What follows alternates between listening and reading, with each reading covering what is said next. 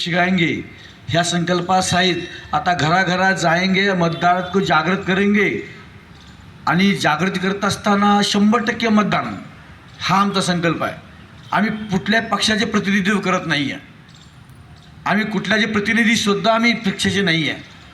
आम्ही जी वैदिक संस्कृतीला घेऊन जाणार आहे, भारतीय संस्कृतीला पुढे नेणार आहे, विचारवंत, नेक, प्रामाणिक, राष्ट्रवादी चिंतनाचे समाजसेवक अशी राष्ट्रगादीवरती, राष्ट्रसत्तेवरती असले पाहिजे असा स्वामींचा संकल्प आहे.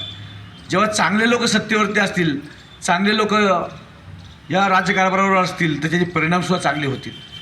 हे तुम्ही ओळखायचं आहे आणि 100% मतदान करून घ्यायचं आहे असा स्वामीजींचा संकल्प आहे. वरून निर्देश आहेत. त्यासाठी आम्हाला सर्वांना काम करायचं आहे. बऱ्याचशांनी चालू केलेलं आहे काम, जे ह्या आजची काळाची गरज आहे. म्हणून ज्या बी वैदिक संस्कृतीला पुढे येणाऱ्या काही संस्था आहेत, जे की RSS असतील, त्यानंतर हिंदू संघटना असतील, विश्व हिंदू परिषद असेल, स्वामीजींचं कार्य असेल, आणि जे बी काही कोणते जे बी आपल्या वैदिक संस्कृतीला पुढे येणाऱ्या आणि संवर्धन सक्षम करणाऱ्या संस्था आहेत, त्यांना आम्ही आव्हान करतो आणि निमंत्रित करतो की इथं येऊन जनजागृती करा. आणि आम्ही त्यासाठी पतंजली परिवार पूर्ण सक्षमतेने त्यांच्याबरोबर राहून कार्यासाठी आम्ही सिद्ध आहोत. हा आम्ही संकल्प आहे आमचा.